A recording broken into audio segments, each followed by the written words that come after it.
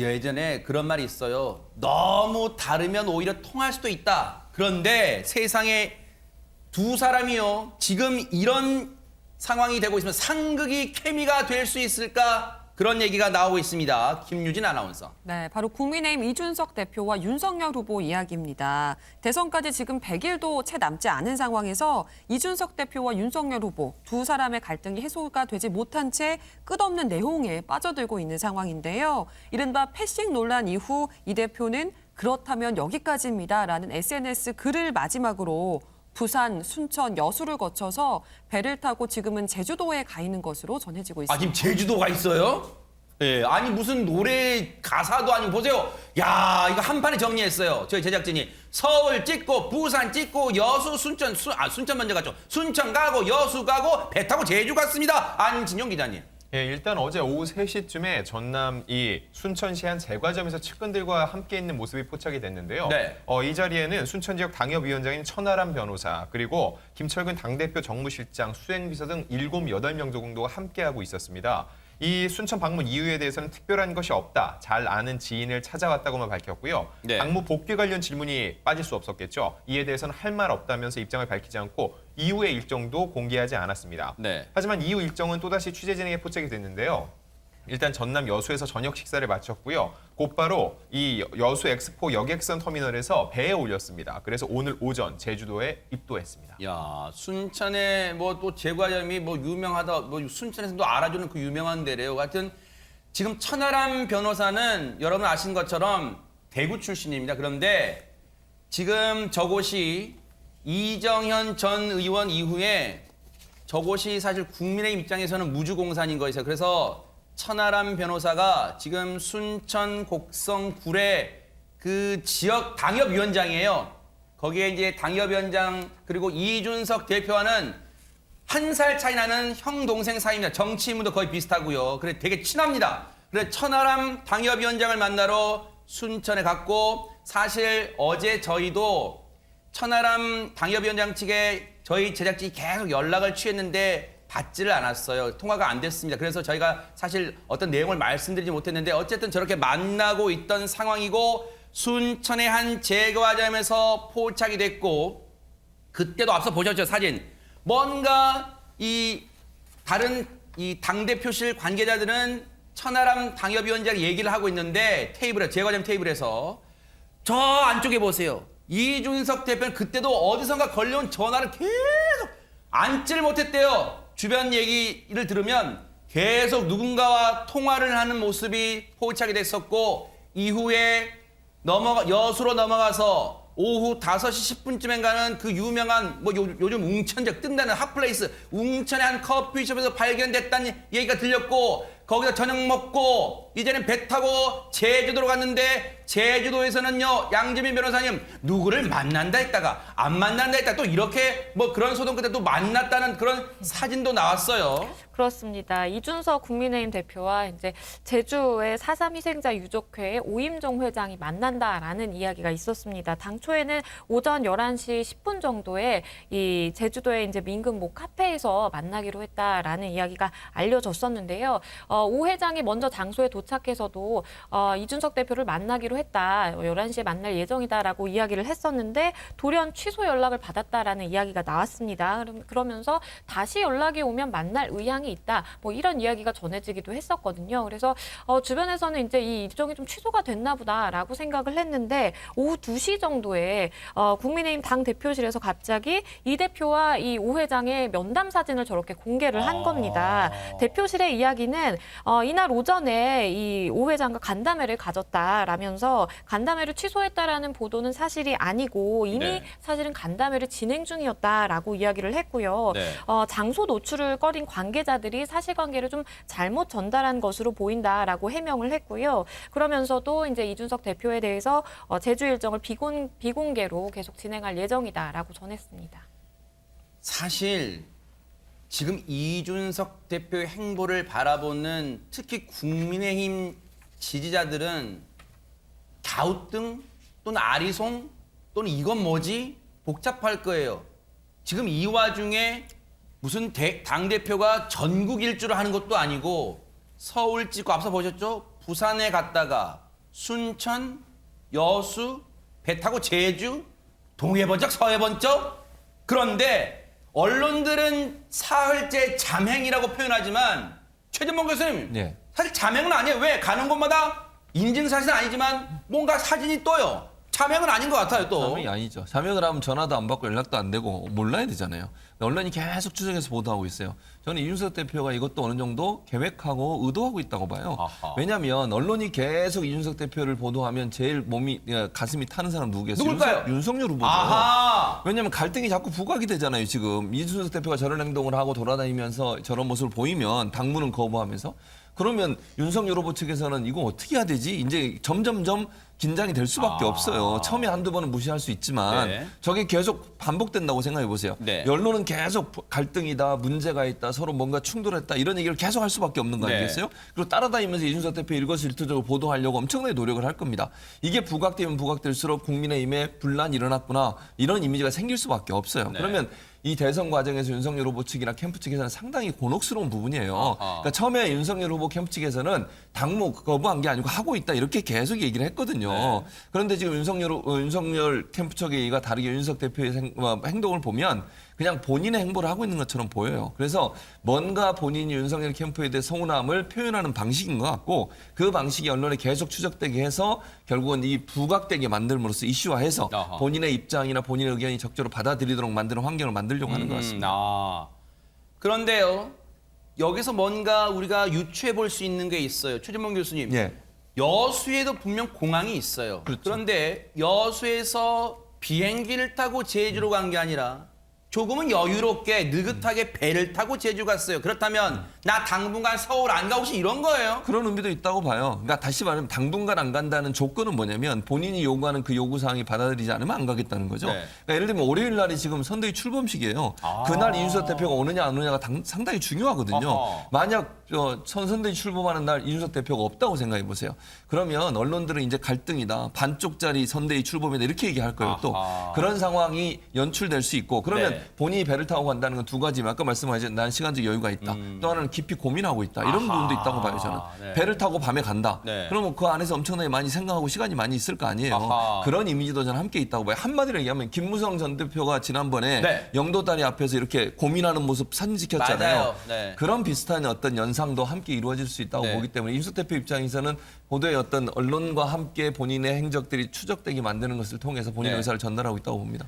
기자들도 이 계속해서 연락을 취하다 보면 쉽게 말해서 시쳇말로 얻어 걸리는 경우가 있나 봐요. 그래서 어떻게 지냅니까? 라고 뭔가 문자를 보낸 답이 왔나 봐요. 취재진이 한 언론사 취재진이 대표님 지금 언론들은 뭐 이제 다 자맹이라고 표현하는데 어떻게 지냅니까? 라고 물어봤겠죠. 했더니 야 이거 영화 제목도 아니고요. 이보다 더 잘 있을 수는 없습니다.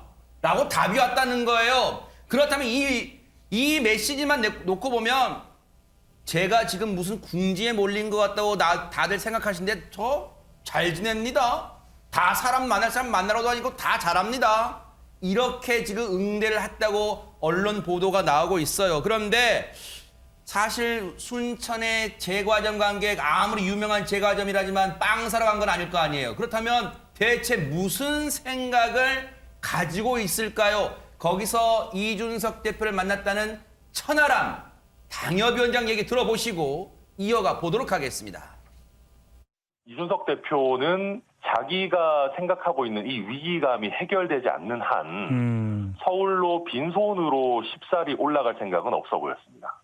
이대로 가서는 대선에 이길 수 없다라는 것이고요. 지금 아무 제대로 된 타겟팅이나 어떤 컨셉 없이 그러니까 모든 토끼를 잡겠다라는 식의 안철수식의 선거전을 하고 있다.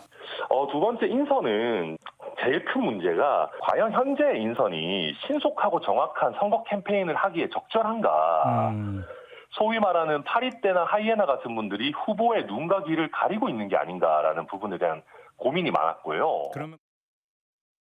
권상희 평론가님, 천하람 당협위원장이 저 정도 얘기한 거면 상당히 깊은 얘기를 나눴을 걸로 추정이 돼요. 이준석 대표 지금 머릿속에 그럼 뭐가 지금 있다는 거예요? 일단 뭐 두 사람이 85년, 86년생 같은 MZ세대예요. 그래서 다른 정치인보다는 소통하기 편하지 않을까라는 생각으로 이 천하람 당협위원장을 찾은 것이 아닌가 추측해 볼 수도 있을 텐데 뭐 일단 당이 처한 상황, 지역 현안 등에 대한 이야기를 나눴다. 이건 뭐 굉장히 원론적인 답변인 거죠. 지금 천 변호사에 의하면 그렇게 이야기를 했습니다. 그리고 위기감과 방향성을 지금 이야기를 했는데 네. 일단 구성된 선대위 자체에 대한 불만이 상당히 큰 상황이잖아요. 이 선대위가 가야 하는 방향성과 그리고 이 선대위 구성 자체가 주는 위기감에 대해서 굉장히 저는 제가 봤을 때는 이준석 대표 입장에서는 절박하다라고 생각을 하거든요. 이대로 가서 안 된다라는 거고 또 이제 그 중에 한 가지 예를 들자면 지금 이수정 교수 영입과 관련된 문제예요. 일단 이준석 대표는 대립각을 세웠어요. 반대 의사를 피력하지 않았습니까? 그런데도 불구하고 윤 후보가 직접 영입을 추진을 했습니다. 근데 중요한 게 지금 윤 후보 입장은 2030 그러니까 이대 남은 이준석 대표가 맡을 테니 이대녀 2030 여성만 이수정 대표가 페미니스트잖아요. 맡게 되면 2030은 나에게로 지지를 하지 않을까 이렇게 아주 단순하게 계산을 한 것이 아닌가 싶은데 서로 다른 두 사람을 한 선대위에 묶어놨을 때 불협화음은 불보듯 뻔한 일이에요. 그런데 지금 그런 것들에 대해서 윤 후보가 과연 고민을 했는지 이 부분에 대한 위기감을 저는 지금 이준석 대표가 굉장히 절실하게 느끼고 있는 게 아닌가라는 생각을 합니다. 그렇기 때문에 지금 제주도까지 갔어요. 네. 이건 어떻게 보면 물리적으로 거리가 굉장히 멀어졌거든요. 아하. 부산에서 순천, 여수, 그다음에 제주도예요. 아하. 물리적으로 거리가 멀어졌다는 이유는 멀어졌다는 건 다시 얘기하면 윤석열 후보와 심리적 거리감도 그만큼 멀어지고 있다라는 해석도 가능해 보입니다. 아하. 제주도 밑에 마라도가 있긴 합니다만 마라도까지 가지 않는 한 뭔가 다시 올라올 수는 있어요. 하지만 그 지역이 어디가 될지는 아무도 몰라요. 그런데 지금 이런 이준석 대표를 향해서 돌아와요 부산항해라는 그 노래 부른 심정으로 돌아와요 선대위로 이런 얘기를 하고 있는 사람이 있습니다. 김유진 아나운서 누굽니까? 네, 바로 장해찬 전 윤석열 후보 캠프 청년특보입니다. 장 전 특보는 오늘 자신의 SNS에 처음이자 마지막으로 형한테 공개 편지를 쓴다라면서 이준석 대표가 아닌 준석이 형이라고 썼는데요. 장 전 특보는 취중 SNS로 폭탄 발언을 하고 갑자기 칩거를 해서 이런 행보를 하는 건 제1야당 대표다운 행동이 아니다라고 지적을 하면서 형의 천재성이 정권 교체에 도움이 될 거라는 믿음은 여전히 변함이 없다. 네. 우리는 후보 뜻을 존중해서 정권 교체의 미랄이 돼야 할 조연이다. 이번 한 번만 형의 정치에서 주인공 자리를 윤 후보에게 양보할 수 없나라면서 조건 없는 당무 복귀를 호소했습니다. 뭔가 지금 절박한 호소로 느껴질 수 있지만 이준석 대표 입장에서는 글쎄요. 이게 절박하다고 느껴질까요? 왜 후보가 전화하지 않고 그 측근이 전화하나 그런 생각도 할 수 있잖아요. 그런데 이런 이준석 대표가 드디어 제주에서 언론 앞에서 자신의 심경을 밝혔고 저간에 무슨 일이 있었는가도 직접 밝혔습니다. 이제부터 들려드릴 텐데요. 잘 들어보시고 이어가 보도록 하겠습니다. 저는 우리 당 의원님들 중에서 지금 뭐 당을 위한 걱정으로 많은 분들이 여러 행동을 하고 싶으신 분이 있겠지만은 적어도 입법부의 일원이고 우리 당의 국회의원이고 그리고 우리 당에 대한 진지한 걱정이 있는 분들은 사람을 위해 충성하는 행동을 하지 않았으면 좋겠습니다.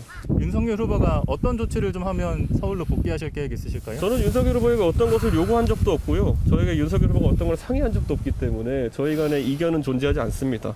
예, 그렇기 때문에 따로 어떤 구체적인 제가 뭘 요구하기 위해서 이렇게 하고 있다고 보시는 것도 저에 대해서는 굉장히 심각한 그 모욕적인 인식이다. 예, 그래서 저는 그 핵심 관계자 말로 언급되는 여러 가지 저에 대한 모욕적인 발언들 지금 상황을 악화시키고 있는 것이다. 특히 후보가 배석한 자리에서 이준석이 홍보비를 해먹으려고 한다라는 취지의 발언을 했던 인사는 후보가 누군지 아실 겁니다. 알면은 모르신다면 계속 가고 아신다면은 인사 조치가 있어야 될 거로 봅니다. 예. 여기까지 합니다라고 하는 글은 어떻게 해석해야 될까요?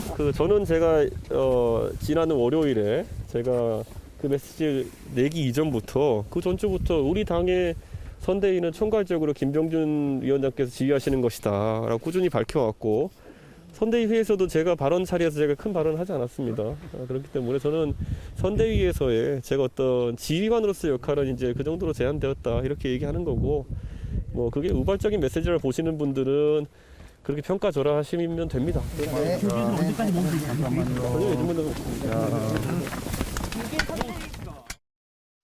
지금 저간의 사정을 상당히 구체적으로 우리가 가늠해 볼 수 있는, 유추해 볼 수 있는 발언들이 나왔어요. 그런데 충격적인 내용이 물론 이준석 대표의 주장이라고는 할 수 있습니다만 어쨌든 충격적 내용인 게 최진봉 교수님. 예. 이준석 대표가 일단은 외견상으로는 김병준 공동 상임선대위원장과 함께 상임선대위원장 맡고 있잖아요. 그러면서 직능 총괄본부장으로는 홍보 미디어 본부장을 맡고 있었어요. 그런데 조금 전에 얘기 들으셨죠? 이준석 대표가 홍보비를 해먹으려고 한다는, 보세요. 홍보 미디어 본부장인데 홍보비를 해먹으려 한다는 취지의 발언을 후보가 있는 배석한 자리에서 했다는 거예요. 지금 이건 상당히 이준석 대표 입장에서 모욕적인 발언입니다. 모욕적이죠. 만약 그 발언이 사실이라고 하면 지금 이준석 대표가 말이 사실이고 그 자리에 윤석열 후보도 있었다고 하면 이준석 대표 입장에는 얼마나 모욕적이겠습니까? 그 말이 진짜 들렸다고 하면 본인이 그런 걸 한 적도 없고 그런 생각도 없는데 홍보비를 해먹으러 한다 이런 말을 했다면 정말 그거는 있을 수 없는 일이에요. 그리고 그 자리에서 만약 그런 말이 있었으면 최소한 대표한테 본인의 핵심 관계자가 얘기해서 윤석열 후보가 그걸 제지를 하거나 뭐라고 했어야죠. 아하. 왜 그런 말을 하느냐라고. 그러니까 제가 볼 때 이준석 대표 말이 그대로 사실로 제가 100% 받아들이면 엄청난 모욕을 당했을 거예요. 그 자리에서. 그리고 대표로서 자기의 존재감이 뭔가 이런 생각이 들지 않겠습니까? 그리고 그 핵심 관계자는 사람이 누군지 모르겠지만 네. 얼마나 대표를 우습게 알았으면 그런 말을 하겠습니까? 아무리 그래도 나이가 어리더라도 대표잖아요. 한 네. 공당의 대표고 상임선대위원장을 겸직하고 있는 사람한테 홍보비를 해먹으러 한다? 그런 얘기를 한다는 것은 제가 볼 때 상식적으로 이해가 안 되는 얘기예요. 네. 그러니까 이준석 대표가 지금 저렇게 왜 밖으로 돌면서 자맹 아닌 자맹을 하고 있는 것도 이 말 때문이라면 충분히 이해가 돼요. 정말 이런 말을 했고 이런 말을 들었다고 하면 대표로서 얼마나 자괴감이 들겠습니까? 내가 대표로서 뭘 할 수 있나? 네. 대체 나는 선대위에서 어떤 역할을 하는가? 두 가지 단어가 저는 또 생각나요. 아까 얘기했던 인터뷰 중에 두 가지 얘기해 볼까요? 뭘까요? 지휘관으로서의 역할이 제한됐다 그랬어요. 아. 김병준 지금 상임선대위원장하고 둘이 같이 상임선대위원장이에요. 근데 김병준 원탑으로 가면서 본인의 지휘관으로서 역할은 제한받고 있다. 이 얘기했단 말이죠. 네. 그 말은 본인이 선대위에서 할 수 있는 역할이 제한되고 있다는 걸 아하. 얘기하는 것이고 또 하나는 갈등이 없다고 얘기하면서 그게 좋게 들릴 수도 있지만 본인한테 윤 후보가 상의한 적도 없기 때문에 갈등이 있을 수 없다는 거. 그건 아하. 뭐예요? 선대위 관련해서 본인한테 상의하거나 얘기한 게 없다는 패싱 얘기를 또 하는 거 아닙니까? 그러네요. 그런 논리로 보면 윤석열 후보나 캠프에 대해서 제가 볼 때 윤석열 후보보다는 캠프의 네. 핵심 관계자, 소위 윤핵관이라고 그러잖아요. 그분들한테 상당히 크게 상처도 입고 실망을 한 것 같아요. 네. 그 부분이 바로 잡혀야만 아마 복귀할 것으로 보여집니다. 소위 우리가 정치권에서 그런 말을 합니다. 어떤 후보든 어떤 그 중심되는 인물이 있으면 그 중심 인물을 둘러싼 것을 우리가 인해장막이라고 표현합니다. 즉 사람들이 진치고 그 중심 인물에게 못 다가가게 막는다는 거예요. 지금 윤핵관도 지금 인해장막으로 이준석 대표는 인식하고 있는 걸까요? 어떻습니까?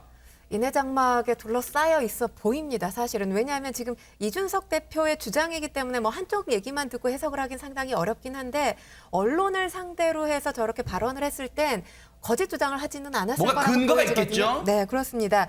윤핵관과 관련해서도 비판의 목소리를 냈어요. 이간질시키고 있다. 그런데 뭔가 특별한 조치가 취해지지도 않고 지금 저는 당도 한심스러운 게 윤핵관이 누군지 당 내부인들이 모를까요? 모른다고 얘기하고 있거든요. 아하. 모를 리가 없을 것 같습니다. 이준석 대표가 알고 있다고 하는데 이준석 대표가 사실 공개적으로 당 내부에 대해서 언론을 통해서 많이 직설화법으로 이야기를 하잖아요. 이 부분에 대해서 이제 당 내부에서 비판의 목소리가 있었던 것도 사실인데 또 한 가지 보면 그럴 수밖에 없었겠구나 이해가 되는 지점이 있긴 합니다. 지금 당 대표예요. 네. 그런데 당의 후보와 이견이 없다, 상의한 적 없다 이런 발언을 하지 않습니까? 이견이 없다라는 건 패싱됐다라는 다른 말이 아닌가 싶습니다. 이야기를 하다 보면 이견 차이가 생길 수밖에 없어요. 아하. 그런데 지금 이견이 없다라고 발언을 했고요.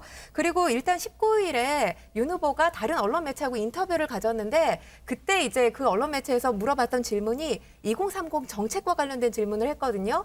근데 윤 후보의 대답이 일임할 건 일임하겠다. 이준석 대표에게 일임하겠다는 취지로 얘기를 했는데 네. 이때 이준석 대표가 본인 SNS에 어떻게 적었냐면 네. 대선 국면에서 2030 이야기는 제 역할이 아닙니다. 아하. 저는 사실 페이스북만 제대로 봤어도 이 대표가 어떤 생각을 갖고 있는지 윤 후보가 모를 리가 없다고 생각하는데 그조차 노력을 하지 않는 게 아닌가. 왜냐하면 이게 일임할 건 일임하겠다라는 게 이준석 대표하고 상의해서 한 얘기가 아니잖아요. 그냥 맡길 거 맡기겠다라고 생각할 수 있거든요. 이 부분이 지금 불쾌하다고 이준석 대표가 본인 SNS에 적은 건데 네. 계속 시정되지 않고 지금까지 왔다가 지금 이준석 대표가 재주행을 택한 것이 아닌가 싶습니다. 네.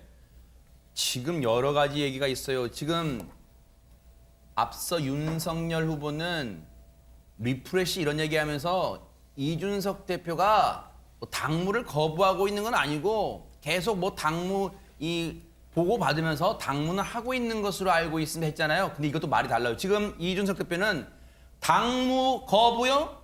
당무 거부가 아닙니다. 왜? 제 얘기가 아니라 이준석 대표가 한 얘기예요. 당무 거부가 아닙니다. 왜? 당무를 무슨 보고받은 게 일절 없다는 거예요. 지금 철저하게 패싱 당하고 있다. 그것을 지금 기자들 앞에서 작심 발언을 한 겁니다. 그러면서 뭐라고 하냐? 윤핵관 얘기를 다시 거론합니다. 핵심 관계자가 누구든지 간에 그 말하는 것은 자유지만 당과 후보를 위해 도움이 되는지는 본인이 판단을 해야 한다. 그런데 이런 얘기도 합니다. 그분들은 심지어 사람에게도 충성하지 않는 분인 것 같고 본인의 사리 사욕에 충성하는 분인 것 같다. 최진봉 교수님, 예. 이 정도면은 계속해서 경고를 이준석 대표는 날리고 있는 거잖아. 윤석열 후보에게. 윤석열 후보 본인도 알고 있지 않냐 계속 이렇게 얘기하는 것 같습니다. 그렇죠. 그러니까 핵심 관계자라고 소위하는 윤석열 후보의 핵심 관계자 윤핵관이죠. 그분들을 처리해야 된다는 얘기예요. 제가 처리한다는 말은 이 선으로 물러나게 하든 그분들을 다른 분으로 교체를 하든 이런 부분이 반드시 필요하다고 보는 거죠. 아니면 최소한 경고라도 해서 그런 발언이 나오지 않도록 해야 된다고 하는 주장이라고 생각을 해요. 네. 왜냐하면 지금 소위 윤핵관이 계속 논란이 되는 것은요. 김종인 전 비대위원장 영입하는 과정에 있어서도 네. 김종인 전 비대위원장이 영입하지 못하도록 만드는 역할을 윤핵관이 했다라고 이준석 대표는 생각하고 있어요. 뭐 상황이라는 등 이제 뭐 김종인 전 대표가 들어오시면 뭐 별로 도움이 안 된다는 등 이런 말들이 계속 나오고 있다고 얘기하는 거거든요. 네. 그리고 다른 부분도 아니고 지금 본인에 대해서도 윤핵관이라고 하는 사람 중에 한 분이 홍보비를 해먹으러 한다 이런 얘기까지 했다는 거 아닙니까? 네. 그러면 소위 윤핵관이라고 하는 분들은 선대위에서 거의 전권을 쥐고서 본인들이 마음에 안 들면 누구든 쳐내면서 뺄셈 정치를 하고 있다고 계속 주장을 하는 거예요, 지금. 아하. 그게 대표가 됐든 아니면 김종인 전 비대위원장이 됐든 관계없다고 보고 네. 저는 그거는 기본적으로 이렇게 생각해요. 지금 정권 교체론이 아직까지는 없습니다. 물론 뭐 많이 지금 차이가 줄어들었습니다만 정권 재창출하고 정권 심판론이 그럼에도 불구하고 정권 심판론이 높기 때문에 우리가 당선될 가능성이 높다는 오만함에 빠져 있는 실수라고 아하. 저는 생각해요. 네. 그렇기 때문에 우리는 그냥 우리끼리 가도 충분히 가능하다고 보는 그런 잘못된 판단 때문에 결국 이런 일이 발생하고 있고 그걸 이준석 대표 입장에서는 네. 이렇게 가다간 선거에 질 수도 있다고는 절박감이 표현되어 있는 것이기 때문에 네. 윤핵관에 대한 처리가 어느 정도 합의가 안 되면 제가 볼 때 이 갈등이 좀 장기화될 수도 있겠다는 생각이 듭니다. 기자들이 그 자리에서 물어봅니다. 그러면 선대위 직책은 앞으로 어떻게 할 겁니까 했더니 이준석 대표는 분명하게 입장 밝혔어요. 선대위 직책을 내려놓을 생각이 전혀 없답니다. 쉽게 말하면 그런 거잖아요. 내가 잘못한 게 없는데 내가 왜 물러나? 아마 그런 걸로 지금 이른바 결사항전 자세일 거라고 해석이 돼요. 이런 가운데 한때는 윤석열 후보를 지지했던 청년단체가 이제는 성렬형 안녕을 외치고 있습니다. 그 얘기 들어보시고 이어가 보도록 하겠습니다. 이 자리를 통해 저와 팀원들은 이제 국민의힘의 윤석열 후보의 곁을 떠날 것을 선언합니다.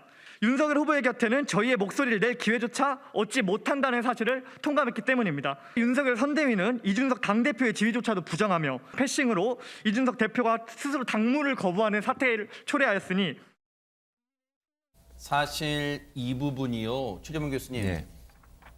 윤석열 후보 입장에서는 뼈아픈 대목인 게 최근에 한 엿새 연속 계속 청년층 공략하는 행보를 이어갔어요. 그런데 오히려 닥쳤던 게 지붕 쳐다보는 격으로 사실 경선 때부터 국민의힘 윤석열 후보를 지지해왔던 저 단체예요. 그런데 오늘 어제 결별을 선언했습니다. 그렇습니다. 지금 단체 이름 팀 공정의 목소리라는 단체인데 지금 보시고 인터뷰하는 거 보셨던 것처럼 윤석열 후보한테 기대가 컸다라고 얘기해요. 공정이라고 하는 가치 때문에 윤석열 후보를 지지를 했었는데 지금 하는 행보를 보니까 윤석열 후보는 청년층이나 공정에서 별로 그렇게 중요하게 생각하지 않는 것처럼 보인다. 이렇게 지금 판단을 했다는 거 아닙니까? 네. 그냥 겉으로 주장을 하면서 실제적으로는 20, 30대의 목소리를 제대로 담아내지 못하는 행보. 그런 행보 때문에 거기에 이제 가장 결정적인 게 저는 이준석 대표의 갈등이라고 생각해요. 어쨌든 20, 30대는 이준석 대표를 지지하고 이준석 대표 때문에 많은 당원으로 가입한 사람도 많아졌잖아요. 그 당시에 대표 선거 당시에. 네. 그 당시에 그렇게 많이 들어왔는데 실제 들어와 보니까 지금 윤석열 캠프에 소위 윤핵관이라고 하는 소위 우리가 얘기하고 있는 이 사람들이 인해장막을 쳐서 결국 윤석열 후보와 이준석 대표 간의 갈등도 생기고 20, 30대의 정책에 대해서 제대로 듣지도 않고 또 이수정 교수 관련해서도 반대가 있었음에도 불구하고 그걸 무시하고 그냥 임명을 해버리고 뭐 예를 들면 임명하는 것 자체가 좋다 나쁘다의 문제가 아니라 저는 늘 말씀을 드립니다만 협의하고 합의하고 의견을 이끌어내고 그런 과정이 거쳐야 되거든요. 반대의 목소리 있었으면 찾아가서 왜 반대하냐 이거 좀 합의해보자 이 자세가 아니라 반대 우린 임명 이렇게 가면 안 되는 거거든요. 네. 그러면 20, 30대 입장에서는 과연 우리의 목소리를 들으려는 의도가 있느냐 하는 부분에서 상당히 불만이 많을 것이고 그런 네. 부분에 대한 실망이 또 이제 최근에 와서 저는 개인적으로는 정책적 부분도 그래요. 52시간 문제라든지 최저시급 문제 이런 문제도 사실은 청년층은 상당히 실망을 주는 그런 말이거든요. 이런 말들이 결국 쌓이다 보니까 네. 윤 후보에 대한 지지를 철회하는 게 아닌가 하는 생각이 듭니다. 작금의 사태를 보면 시청자분들 중에는 그런 생각하시는 분도 계실 거예요. 아, 이쯤 되면 내가 윤석열이면 진작에 이준석 찾아갔다. 이런 생각 하시는 분들 많으실 거예요. 그렇다면 오늘 이 자리에 갔던 윤석열 후보는 어떤 얘기를 했을까요? 그 모습 보시고 이어가 보도록 하겠습니다.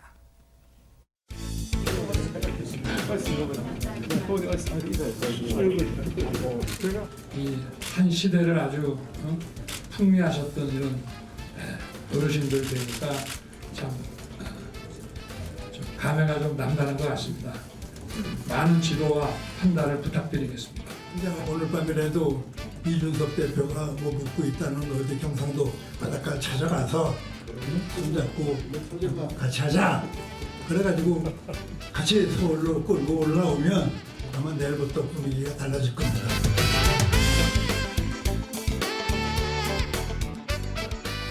무슨 찾아와서 그래서 그걸 한 거지.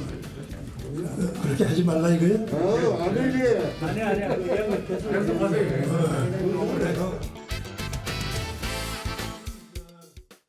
상임 고문은 여러분도 미루어 짐작하시겠지만 당의 원로들입니다. 그런데 보세요. 지금 당의 원로들도 서로 이 문제도 없고 의견들이 다른 것 같아요. 권상희 평론가님. 네, 그렇습니다. 일단 선대위 관계자 한 언론에 따르면 윤석열 후보가 이준석 대표가 있는 제주도로 의원들을 급파할 예정인 것 같아 보입니다. 주말에 독대 가능성이 있다 이런 보도가 나와 있는데 지금 제주도로 갈 수 있는 의원들을 파악하고 있다고 해요. 그러면서 주말 안에 해결하기 위해서 노력을 다하고 있다라고 하는데 뭐 지금 상임 고문들도 의견이 지금 화면에서 보셨지만 다르잖아요. 네.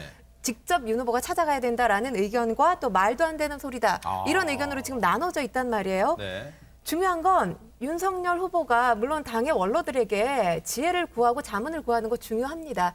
하지만 지금 저는 직진할 수 있는 걸 지금 굉장히 돌아 우회전하고 있다는 생각이 들거든요. 네. 왜냐하면 윤석열 지금 후보에게 이준석 대표가 바라는 게 없다고 하지만 바라는 게 있어요. 잠적했다라는 보도가 나왔던 게 바로 화요일이었죠. 30일.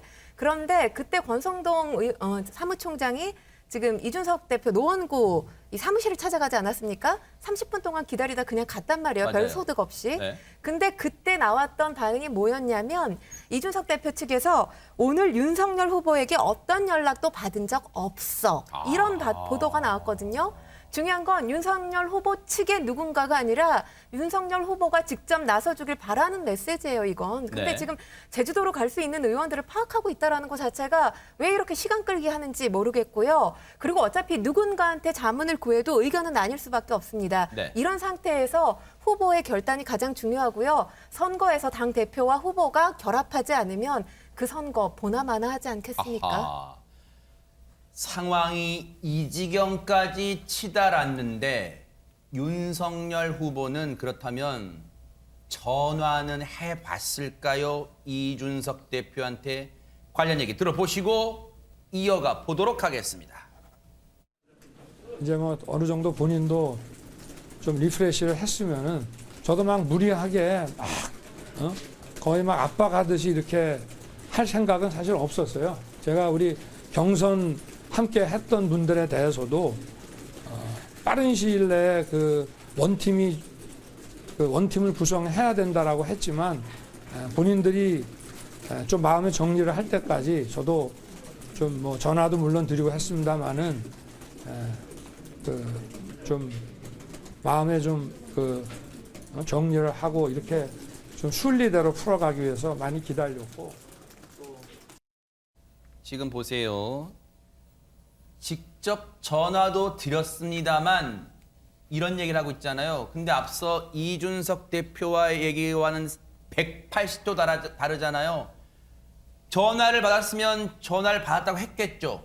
그럼 어느 한쪽은 사실과 다르다는 얘기를 한다고 우리가 유추해 볼 수밖에 없잖아요. 그런데 이쯤 되면 많은 분들은, 특히 국민의힘 지지하시는 분들은 이럴 때 좀 속 시원히 누군가 좀 등판해줘야 되는 거 아니야? 이런 생각하실 것 같아요. 안진영 기자님. 네, 그래서 또 이분이 등판을 했습니다. 바로 홍준표 의원입니다. 아하. 네, 본인의 문답 코너가 있죠. 여기서 이런 얘기를 합니다. 구태 기득권층이 지배하는 정당은 미래가 없다고 꼬집으면서 당대표가 상임 선대위원장이 돼 대선을 치러야 하는데 이상한 사람들이 설쳐서 대선 캠프가 잡탕이 됐다고 얘기를 했습니다. 네. 이상한 사람 때문에 잡탕이 됐다. 굉장히 좀 센 발언이라고 볼 수 있는데요. 네. 그러면서 이제 윤 후보와 이 대표의 갈등에 대해서 이렇게 얘기를 합니다. 이준석에겐 윤이 정치 미숙아로 보이고 윤은 이준석을 어린애로 보니 충돌하는 것이라고 얘기를 했는데 사실 이것 자체가 좀 프레임이라는 생각이 듭니다. 뭐냐면 두 사람의 갈등에 대해서는 이미 이준석 대표가 언론 인터뷰에서 이런 얘기를 했죠.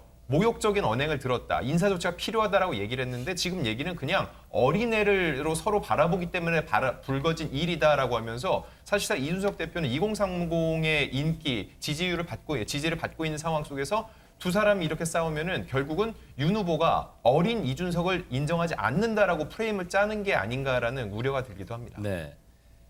상황이 이제는 점점 다급해지고 이게 장기화하다 보면 결국은 후보 본인의 입지가 위축될 수밖에 없잖아요. 그래서 MBN 단독으로 오후에 보도해드렸는데 홍준표 의원을 윤석열 후보가 만난다는 얘기가 들려왔어요. 안 물어볼 수가 없죠. 기자들이 물어봤습니다. 관련 얘기 들어보시고 이어가 보도록 하겠습니다. 그동안 연락 안 된다고 하셨던 것 같은데 어떻게 좀 성사된 자리인가요? 글쎄 뭐 나도 상당히 좀 확인해드리긴 좀 어렵습니다. 왜냐하면 이렇게 뭐 공개하고 이럴 문제가 아니었기 때문에 저도 좀 지금 나오면서 이걸 봤는데 조금 그 병이나 이런 거를 좀 확인해 봐야 되겠고 나머지 자세한 거는 확인해 드리기 어렵습니다. 네. 안 만난다고 얘기하는 게 아니라 확인해 드리기 어렵다는 것은 뭐냐면 여러분 유추해 보시겠죠. 애초에는 비공개 회동을 하려고 했겠죠. 하지만 MBN이 단독 보도로 윤석열 후보가 홍준표 의원 만난다 단독 보도가 뜨니까 기자들이 질문이 쇄도했겠죠. 그러니까 지금 곤혹스럽습니다. 윤석열 후보 입장에서는 그래서 비공개로 만나려고 했는데 일정이 공개되니까 그래서 확인해드리기는 어렵다고 하는 것 같아요. 그렇죠. 왜냐하면 결과에 대해서 지금 장담을 할 수 없기 때문에 그래요. 그러니까 오늘 저녁에 만약 만찬을 하면 28일 만에 만나는 건데 홍준표 지금 전 대표가 지금까지 윤석열 후보에 대해 경선 이후에 했던 말은 그렇게 좋은 말이 아니었어요. 뭐 불행해진다. 윤석열 후보가 대통령이 되면 불행해진다. 이런 말까지 했거든요. 심지어는. 그러니까 만남이 이루어지더라도 결과가 좋으면 발표를 할 거예요. 네. 이후에. 그런데 만약에 만났는데 별 성과 없이 끝나버렸다.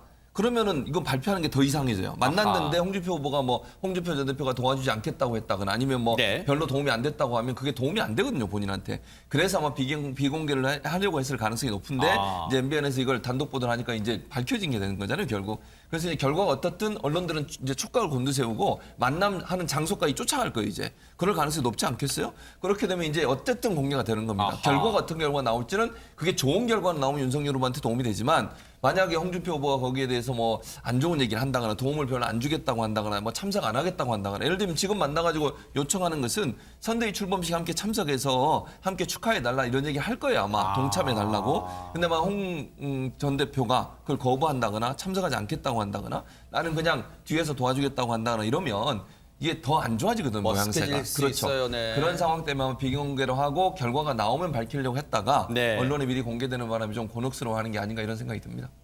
사실 청문 홍답에서 홍준표 의원은 이 사태 갈등 해결 방법이 쉽다고는 말했지만 사실 이게 정말 그렇게 쉬울까요? 지금 이 난맥상이 단순히 윤석열 후보와 이준석 대표 감정 싸움 탓일까요? 어떻습니까? 일단 자리 다툼이랑도 연결이 돼 있다고 봐야 될 거예요. 왜냐하면 이게 대선으로만 끝나지 않아요. 3월 대선이 끝나고 나면 사실 선대위는 해체가 됐지만 네.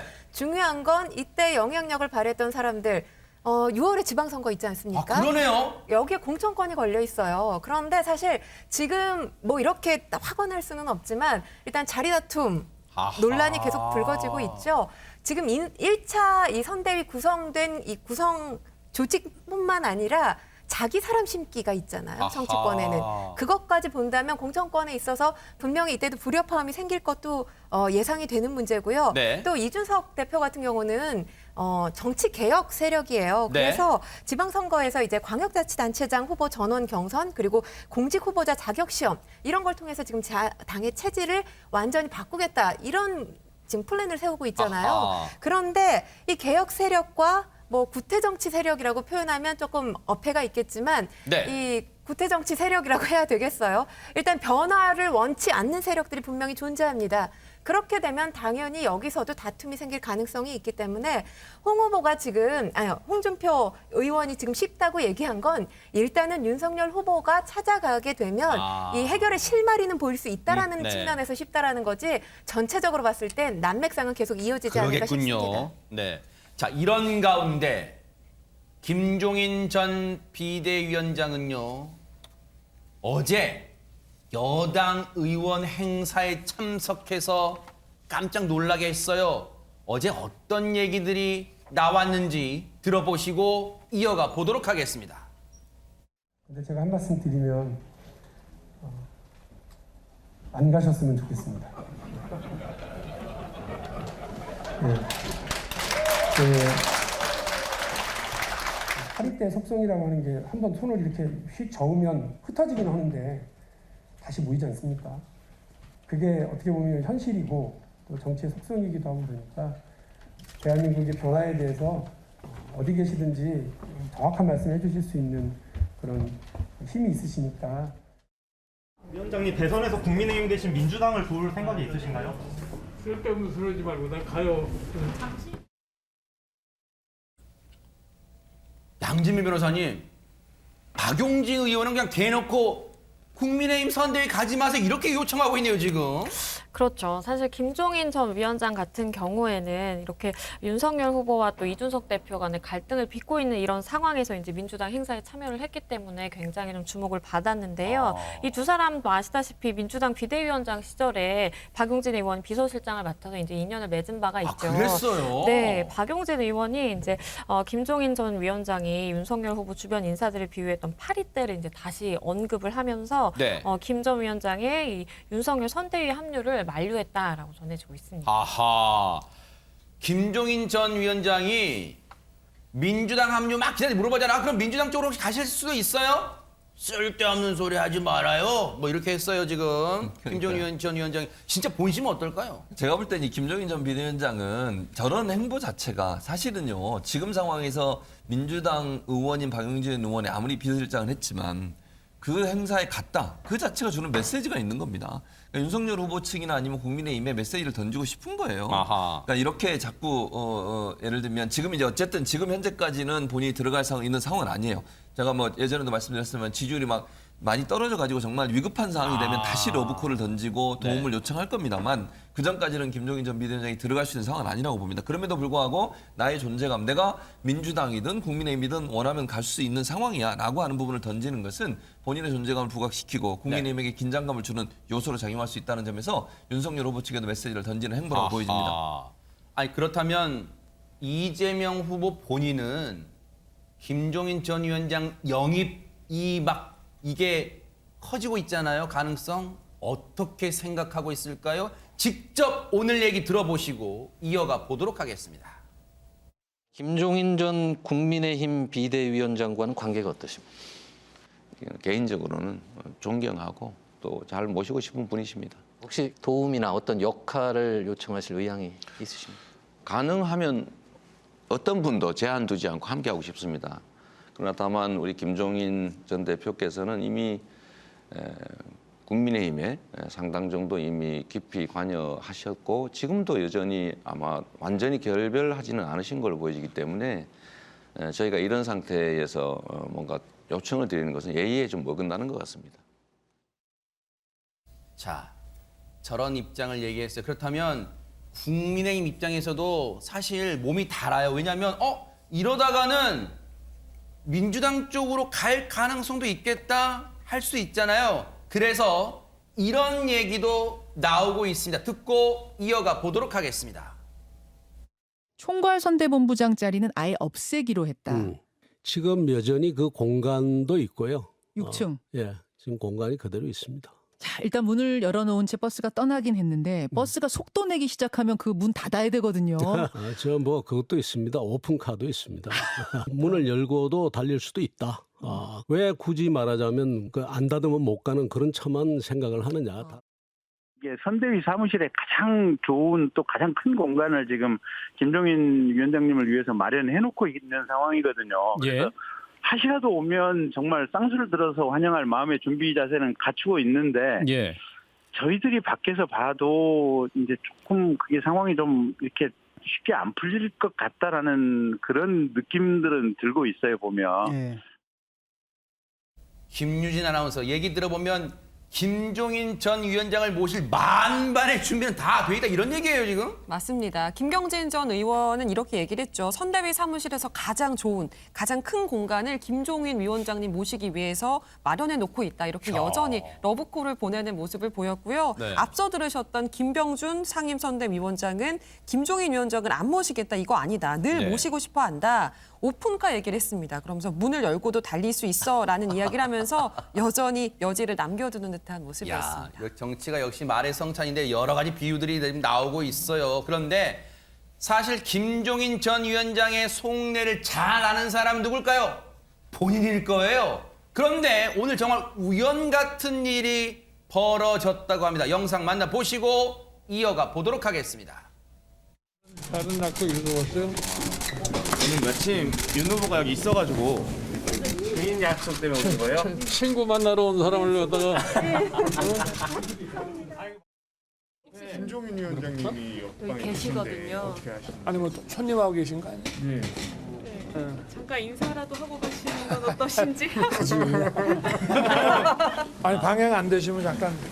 아니 근데 카메라로 좀 오해하신다. 좀 어떻게 말씀? 아니 여기 고등학교 동창 친구분하고 둘이 식사를 하고 계신데.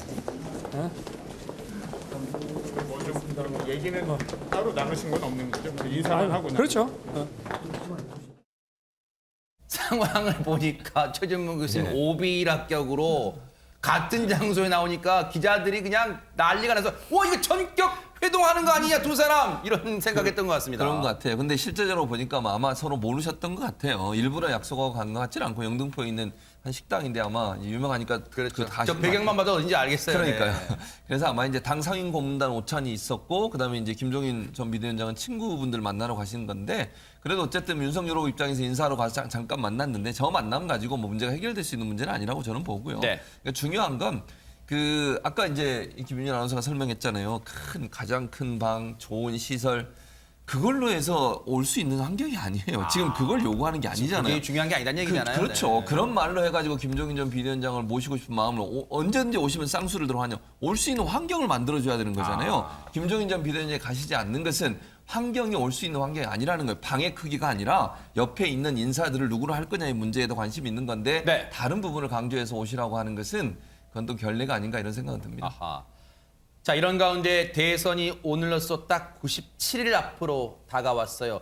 하루가 멀다고 언론사마다 여론조사 결과를 내놓고 있는데 어떤 결과들이 주목되고 있습니까? 김유진 아나운서. 네, 제가 최근에 나온 여론조사 몇 개를 소개해 드리려고 하는데 그중 가장 최근에 나온 건 바로 저희 MBN과 매일경제가 의뢰한 여론조사 결과입니다. 이 여론조사 결과를 보면 윤석열 후보의 지지율이 43.3%, 이재명 후보가 37.9%로 윤 후보가 5.4%포인트 차이로 오차범위 내에서 이재명 후보를 앞서는 것으로 나타났는데요. 이게 오늘 공개된 거죠, 오늘. 네, 맞습니다. 이어서 두 번째로 조선일보와 TV조선에서 의뢰한 여론조사 결과입니다. 윤 후보가 35.6%, 이재명 후보가 29.3%로 이번에는 윤석열 후보가 오차범위 밖에서 이재명 후보를 앞서는 결과가 나왔는데요. 여기까지는 일단 결이 비슷한 결과가 나왔습니다. 하지만 채널A에서 의뢰한 여론조사 결과는 좀 양상이 달랐습니다. 이재명 후보가 35.5%, 윤석열 후보가 34.6%로 이 후보가 윤 후보를 오차범위 내에서 앞서는 것으로 나타난 겁니다. 네. 그런데요, 사실 여론조사는 추이잖아요. 추이가 중요하잖아요. MBN 조사가 그러면 오늘 나온 것도 앞서 말씀드렸는데 그렇다면 과연 두 후보의 격차가 어떻게 좁혀졌는가? 2주 전과랑 비교해 드릴게요. 보세요. MBN 조사만. 왜냐면 동일 기관 조사를 봐야지 비교가 되잖아요.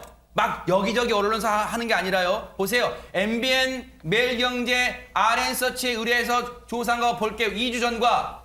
2주 전에는 47.7 윤석열 후보, 이재명 후보는 33.3. 이런 격차였어요. 언뜻 봐도 수학을 해보면 14%포인트였죠. 그런데 오늘 발표된 거는 5점 얼마로 줄었죠. 5.4%포인트 차. 이거는 격차는 5.4%포인트인데요. 굳이 말씀드리면 오차 범위가 내에 있습니다. 그러니까 상당히 이재명 후보가 선전해서 격차가 따라붙었다는 거잖아요. 이에 대해서 민주당은 어떤 기분일까요? 얘기 들어보시고 이어가 보도록 하겠습니다. 기쁜 소식을 전해드리겠습니다. 여러분 다 언론을 보셨겠지만 아시다시피 98일 남은 이 시점에서 드디어 골든 크로스가 이루어졌습니다. 일비할 것은 아니지만 우리 이재명 후보의 진 면목이 조금씩 알려지고 있고 또 저희 민주당이 스스로 변화하는 모습을 보이는 것을 국민들이 평가해주고 있다고 생각합니다.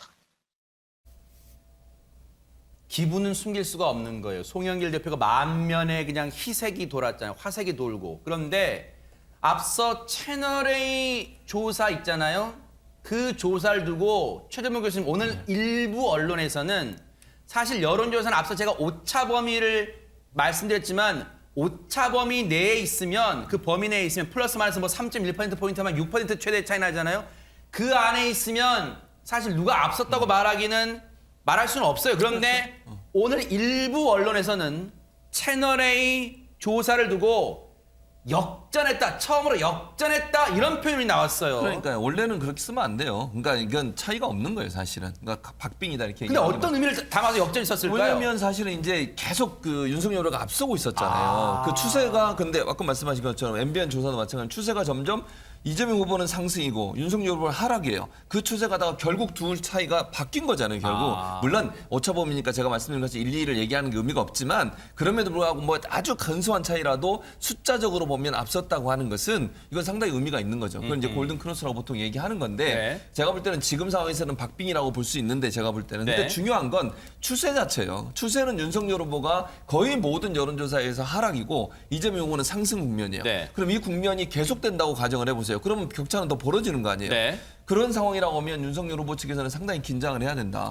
크게 두 가지 점인데 뭐 지금 계속 우리가 얘기하는 것처럼 윤석열 후보의 선대위가 갈등이 계속 있고 선대위 구성원 김종인 전 비대위원 모셔오는 거 이준석 대표와의 갈등 이게 부각이 되면서 국민들 피로감이 높아지죠. 그리고 오만하다고 느껴지죠. 또 하나는 자리 싸움한다고 느껴져요. 청년들이 왜 떠나겠습니까? 근데 민주당 같은 경우에 처음에 좀 문제가 있었잖아요. 원팀도 잘 안 되고 그러다가 쇄신하면서 선대위 구성 바꿨습니다. 그리고 의원들은 뒤로 물러서고 실제로 일하는 사람들이 들어오고 젊은이도 들어오고 이러면서 이미지가 완전히 대비가 되는 거예요. 두 정당이. 이런 모습이 결국은 이런 지지율의 추이의 변화를 가져온 요인이 되지 않았나 생각이 듭니다. 윤석열 후보와 이준석 대표의 갈등의 골이 깊어질수록 반면에 양재민 변호사님, 이재명 후보와 송영길 대표의 이 아주 그냥 달달한 케미, 이거는 좀 부각이 되는 것 같아요. 네, 그렇습니다. 이재명 후보와 송영길 대표가 최근에 SNS를 중심으로 굉장히 친밀한 관계를 보여주고 있는데요. 그래요? 송 대표가 지난달 27일에 글을 올렸습니다. 이 후보를 역사의 도구로 쓰임받게 해달라고 기도를 한다라는 내용이었는데요. 여기에 댓글에 이 후보가 감사합니다 대표님, 더 열심히 국민 속으로 들어가겠습니다 라고 댓글을 남겼습니다. 여기에 화답이라도 하듯 송 대표가 이재명과 함께 새로운 대한민국 필승이라는 글을 남겼는데요. 이 두 사람은 경선 과정에서도 이심송심이라는 말이 나올 정도로 굉장히 친밀한 관계를 유지해 왔었죠. 두 사람 모두 광역단체장을 지낸 공통점이 있기도 하고요. 이재명 후보가 이재명의 민주당을 앞세워서 사실은 이제 당을 굉장히 리드를 하고 있는 상황인데 그 과정에서 사실 비교하자면 윤석열 후보와 이준석 대표는 굉장히 갈등을 빚는 모습인데 이재명 후보 같은 경우에는 송 대표와 함께 굉장히 친밀한 관계를 보여주면서 또 송 대표는 민주당이 반성을 해야 된다라면서 이재명 후보를 적극적으로 지지하고 있는 모습이 굉장히 대비가 됩니다. 그런가 하면 송영길 대표는 정말 적극적이 저런 글만 남기는 게 아니라 김유진 아나운서 이재명을 배우자 뭐 이런다면서요 지금. 맞습니다. 이재명 전도사를 자처하고 있는 송영길 대표는요. 이재명 후보를 공부하자라면서 이재명 후보 서적을 읽고 직접 인증샷을 올리기도 했고요. 또 다른 의원들에게도 책 읽고 독후감을 쓰라 이렇게 독려를 하고 있습니다. 그러면서 어제는 SNS 라이브 방송을 통한 이재명 후보 홍보 캠페인 첫 주자로 나서기도 했는데요. 이 자리에서 송 대표는 이 후보는 권력을 달라는 게 아니다. 일할 기회와 권한을 달라고 하는 것이다. 이렇게 지지를 호소하고 나섰습니다. 또 심지어 송영길 대표는 이런 얘기도 하고 있는데요. 각 시도 의원들의 활동을 촉구하기 위해서 내년 지방선거의 공천 기준을 이번 대선에 얼마나 헌신했나를 기준으로 판단하겠다. 이렇게까지 이야기를 하고 있는 겁니다. 자, 이렇게 되니까 지금 민주당은 계속 지금 분위기가 화기애애해요. 왜?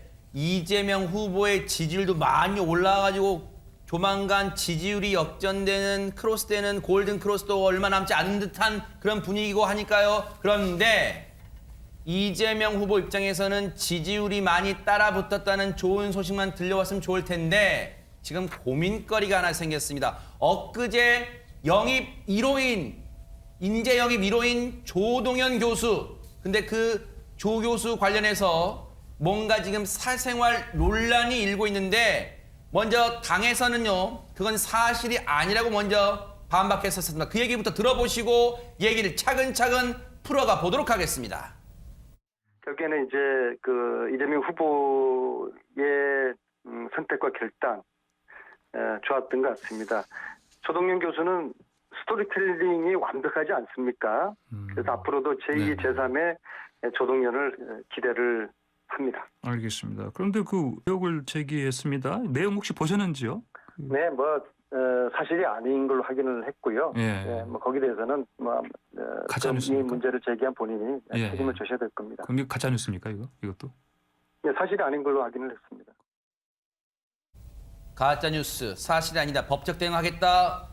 으름장 났어요. 근데 대체 어떤 의혹이기에 저렇게 대응을 했을까요? 안진용 기자님. 네, 공익제보자인 김영수 전 해군 소령이 SNS에 이런 글을 남깁니다. 일단 조동현 위원장의 외부 영입을 축하한다면서도 몇 가지 팩트체크에 대한 해명을 조 위원장에게 요청을 했던 거였죠. 사생활 관련된 거였는데요. 이거에 대해서 일단 김진욱 민주당 선대위 대변인이 앞서 이런 입장을 냈습니다. 전혀 사실이 아니고 민주당 선대위는 이에 대해서 강력한 법적 대응을 하겠다면서 강경한 입장을 내놨던 거죠. 아하. 그런데 불과 하루 만에 이는 민주당 거짓 해명 파문으로 비화가 되고 있습니다. 어제까지만 해도 사실 아니다라고 강경한 입장을 보였던 민주당이 오늘은 고용진 선대위 수석 대변인을 통해서 우리도 정말 무엇이 사실인지 모르고 있다라고 한 발 뺀 듯한 입장을 취했습니다. 그러니까요. 지금 분위기가 확 바뀌었어요. 강력하게 가짜뉴스 운운했는데 뭔가 지금 확인 차원이다 그런 것 같아요. 그런데 자신의 사생활 논란, 의혹을 두고 본인인